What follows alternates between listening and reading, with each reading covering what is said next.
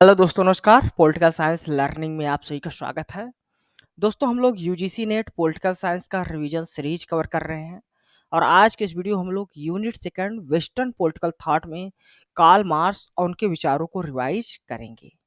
यदि Karl Marx की बात की जाए तो इनका जन्म 1818 में ट्रायर राइनलैंड जर्मनी में होता है। ये यूनिवर्सिटी ऑफ बर्लिन में स्टडी करते हैं। 1842 से ये शुरू कर देते हैं डेली न्यूज़पेपर के लिए राइट करना लिखना, जिसका नाम रहता है रेंसे जाउंटिंग। ये वन ऑफ द फाउंडर माने जाते हैं कम्युनिस्ट लीग का, जिसकी स्थापना 1847 में होती है। इसके अलावा ये manifesto of the communist party भी लिखते हैं 1848 में। ये कैपिटलिज्म को क्रिटिसाइज करते हैं। फ्रेडरिक एंगल्स कार्ल मार्क्स के फ्रेंड और कॉमरेड रहते हैं, जिनके साथ कार्ल मार्क्स ने कई राइटिंग्स भी लिखी हैं। एंगल्स ने कार्ल मार्क्स के जो राइटिंग्स रहे हैं उनको उनके डेथ के बाद भी पब्लिश करवाया है।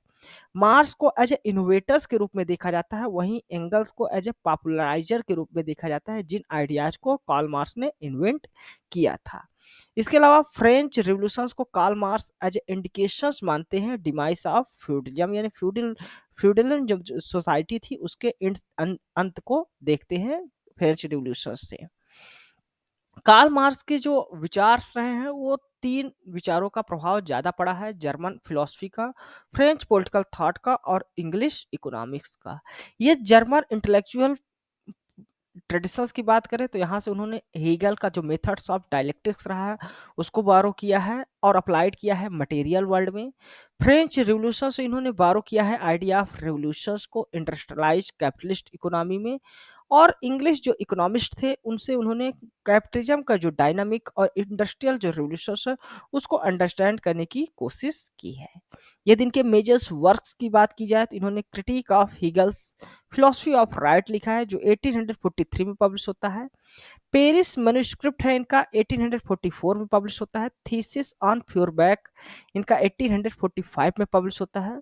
द पॉवर्टी ऑफ फिलोसफी इनकी 1847 में पब्लिश होती है। The class struggle in France 1850 में पब्लिश होता है। 18th Brumaire of the Louis Bonaparte इनका 1852 में पब्लिश होता है। इसके अलावा इनका क्रिटिक ऑफ पॉलिटिकल इकोनॉमी है जो 1859 में पब्लिश होता है। वैल्यू प्राइस एंड प्रॉफिट इनका 1865 में पब्लिश होता है। दास कैपिटल, जिसको capital a critic of political economy के रूप में भी जाना जाता है, जो 1867 में पब्लिश होता है। इसके अलावा इनकी the civil war in France 1871 में, क्रिटिक ऑफ गोथा प्रोग्राम 1875 में पब्लिश होते हैं। इनके दास कैपिटल के जो वैल्यूम सेकंड और थर्ड थी वो 1805 और 1895 में पब्लिश होते हैं। यदि इनके जॉइंट वर्क्स की बात की जाए मार्क्स और एंगल्स की तो उसमें आता है द होली फैमिली जो 1845 में, द जर्मन आइडियोलॉजी 1845 में और कम्युनिस्ट मैनिफेस्टो इनका 1848 में पब्लिश्ड होता है। अब हम लोग इनके आइडियाज की बात कर लेते हैं तो कार्ल मार्क्स डायलेक्टिकल मटेरियलिज्म का कॉन्सेप्ट देते हैं। यदि कॉन्सेप्ट ऑफ डायलेक्टिकल मटेरियलिज्म की बात की जाए तो ये हीगल के कॉन्सेप्ट डायलेक्टिकल मेथड से इन्फ्लुएंस रहा है, उस पर आधारित रहा है। डायलेक्टिकल एक जो टर्म है वो रेफर करता है प्रोसेस को जहां पर आइडियाज फॉर्म होते हैं और इनको क्लैरिफाई किया जाता है in course of the intellectual debates के दौरान।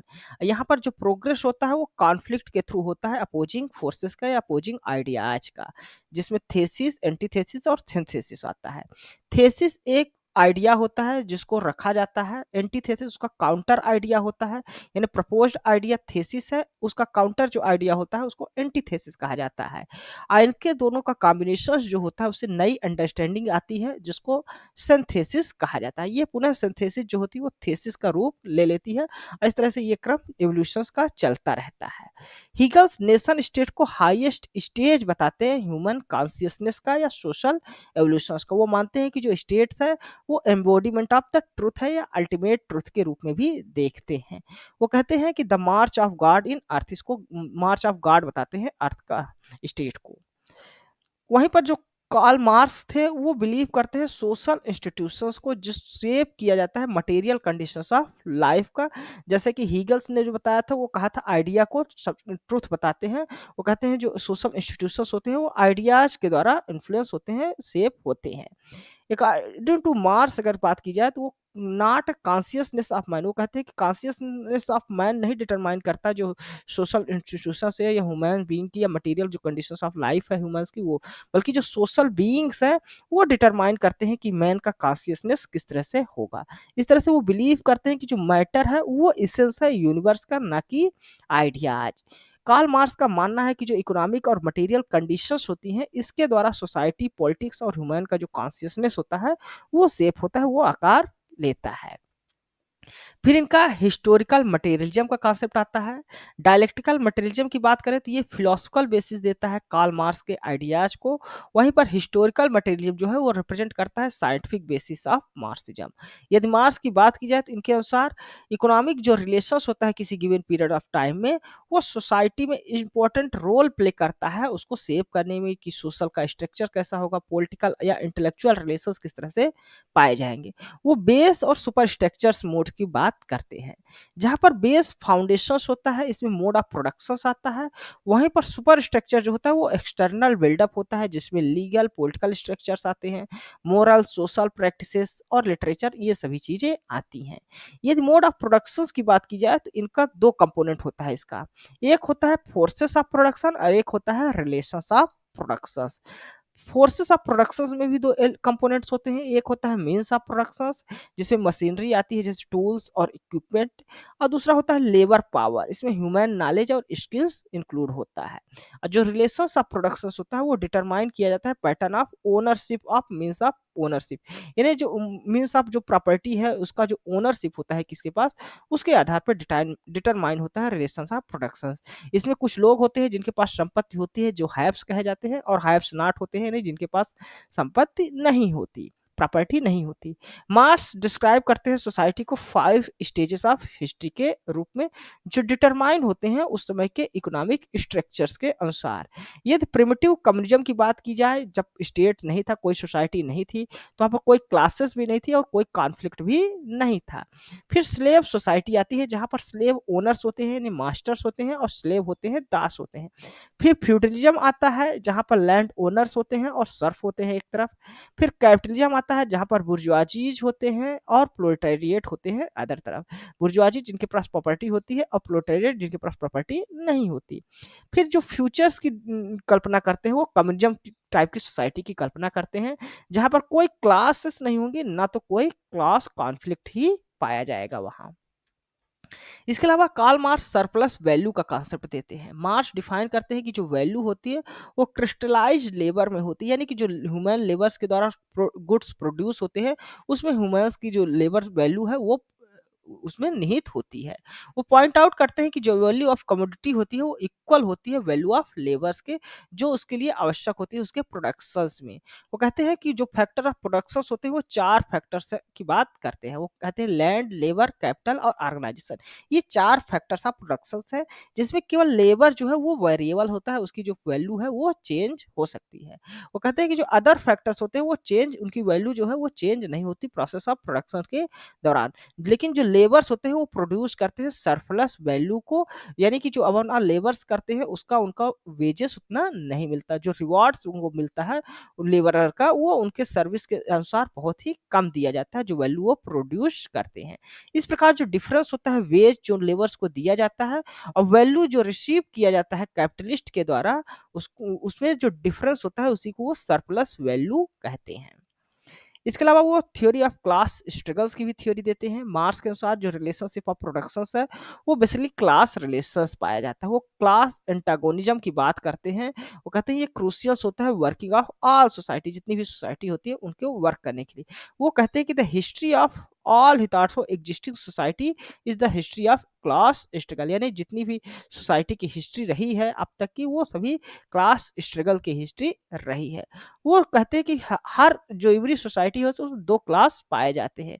एक वो होते हैं जिनके पास ओनरशिप होती है मीन्स ऑफ प्रोडक्शंस का, जो रूलिंग क्लास कहे जाते हैं, और अदर्स क्लास वो होती है जिनके पास मीन्स ऑफ प्रोडक्शंस का ओनरशिप नहीं होता और वो अपने लेबर्स को बेचने के लिए मजबूर होते हैं। वो कहते हैं दोनों तरह की जो क्लासेस होती है वो डिफरेंट लीगल और प्रिविलेजेस को एंजॉय करती है, यानी अलग अलग लीगल स्टेटस और प्रिविलेज होता है उनका सोसाइटी में, और उनके बीच जो रिलेशनशिप पाया जाता है वो एक्सप्लॉयटेशंस और डोमिनेशंस के आधार पर होता है। यानी एक क्लास जो रूलिंग क्लास होती है वो डोमिनेट करती है अदर क्लास या जो पुअर क्लास या लेबरर या वर्कर्स जो होते हैं उन पर। फिर मार्क्स डिस्क्राइब करते हैं टू टाइप ऑफ क्लासेस की। क्लास एक को बताते हैं वो क्लास इन इटसेल्फ, और दूसरे को क्लास फॉर इटसेल्फ बताते हैं। क्लास इन इटसेल्फ जो होते हैं इसमें मेंबर्स जो होते हैं वो उनके आइडेंटिकल इंटरेस्ट तो होते हैं, लेकिन वो अनअवेयर होते हैं अपने इंटरेस्ट के प्रति, जो कॉमन इंटरेस्ट होते हैं। जैसे पीजेंट्स जो है, पीजेंट्री वो क्लास है क्योंकि वो अलग अलग डिफरेंट जो विलेजेस है उसमें पाए जाते हैं, लेकिन इनके अंदर कॉन्शियस नहीं होता, जो उनके आइडेंटिकल इंटरेस्ट होते हैं उसको लेकर, कॉमन इंटरेस्ट को लेकर कोई इनके अंदर कॉन्शियस नहीं पाया जाता है। लेकिन जो क्लास फॉर इटसेल्फ होती है इसमें जो मेंबर्स होते हैं वो वेरी वेल कॉन्शियसनेस होते हैं यूनिटी ऑफ देयर इंटरेस्ट के लिए, उनके जो कॉमन इंटरेस्ट होते हैं उसके लिए। जैसे कि एग्जांपल्स के लिए जो वर्किंग क्लास होते हैं जिनको वो प्रोलेटारिएट भी कहते हैं, वो कंसंट्रेट होते हैं एक फैक्ट्रीज में, एक प्लेस में, और वो अवेयर होते हैं अपने जो कॉमन इंटरेस्ट होते हैं उसको लेकर। तो मार्क्स का मानना है कि ये जो क्लास फॉर इटसेल्फ होता है या जो प्रोलेटारिएट के द्वारा रिप्रेजेंट किए जाते हैं, इनमें रिवोल्यूशनरी पोटेंशियल्स पाया जाता है। ये ओवरथ्रो कर सकते हैं कैपिटलिस्ट जो तरह की सोसाइटी है उसको, एस्टैब्लिश करेंगे एक सोशलिस्ट सोसाइटी का, जहां पर सोशल ओनरशिप होगा मींस ऑफ प्रोडक्शंस का। वो कहते हैं ये जो रिवोल्यूशन होगा ये ब्रिंग करेगा फाइनल जो इमेंसिपेशन है मैनकाइंड का, ह्यूमन काइंड का उसको, और इमर्जेंस होगा एक क्लासलेस सोसाइटी जो एंड करेगा क्लास कॉन्फ्लिक्ट को, यानी कि जो कम्युनिज्म की कल्पना करते हैं। फिर इनका स्टेट और रिलेशंस को लेकर क्या विचार है उसको देख लेते हैं। तो कार्ल मार्क्स सोशल क्लासेस को एजेंट मानते हैं रेवोल्यूशंस को। वो कहते हैं कि जो हिस्टोरिकली देखा जाए तो हमेशा जो प्रॉपर्टी ओनर्स रहे हैं वो एक क्लास को दिखाते हैं, जो रिवोल्यूशंस के लिए बात करते हैं, रिवोल्यूशंस करने की बात करते हैं हर सोसाइटी में, in the name of members of society के लिए। लेकिन जब ये रिवोल्यूशंस होता है तो उसके बाद ये जो ओनरशिप होती है जिनके पास प्रॉपर्टी की, वो पुनः से रूलिंग क्लास बन जाते हैं, और इस प्रकार से जो ट्रांसफॉर्मेशंस है वो चलता रहता है और लगातार एक्सप्लॉइट होते रहते हैं। जो प्रॉपर्टी लेस क्लास होती है उनका एक्सप्लॉइटेशंस होता रहता है। मार्क्स कहते हैं कि जो क्लास ऑफ प्रोलेटारिएट होता है उसके द्वारा जो रिवोल्यूशंस किया जाएगा वही एबोलिश करेगा प्राइवेट जो प्रॉपर्टी है उसको, और क्लास ऑफ सोसाइटी जो है उसको भी समाप्त करेंगे। अपनी पुस्तक मैनिफेस्टो ऑफ कम्युनिस्ट पार्टी में वो कहते हैं कि जो स्टेट्स होता है वो इंस्ट्रूमेंट होता है रूलिंग क्लास के लिए, जिसके द्वारा वो एक्सप्लॉइट करते हैं अदर जो प्रोलेटारिएट है उनको। उनके साथ जो प्रोलेटारिएट है इनको स्टेट का जो पावर है उसको कैप्चर करना चाहिए रिवोल्यूशंस के द्वारा। ये डिक्टेटरशिप ऑफ प्रोलेटारिएट की बात करते हैं, जिसके द्वारा एक्सक्लूड की जाएगा मेंबर्स जो बुर्जुआजी क्लास के हैं उनको स्टेट से, और उनकी जो प्राइवेट प्रॉपर्टी है वो भी खत्म हो जाएगी। इसके अलावा वो थ्योरी ऑफ एलिनेशंस देते हैं। वो अपनी पुस्तक इकोनॉमिक एंड फिलोसफिकल जो मैन्युस्क्रिप्ट है उसमें कहते हैं कि जो कैपिटलिस्ट एम्प्लॉय वर्कर्स होते हैं वो प्रोड्यूस करते हैं ऑब्जेक्ट को अपने लेबर्स की मदद से, अपने हार्ड वर्क के द्वारा, लेकिन जो ऑब्जेक्ट या प्रोडक्ट जो प्रोड्यूस होता है वो कंट्रोल में रहता है कैपिटलिस्ट के।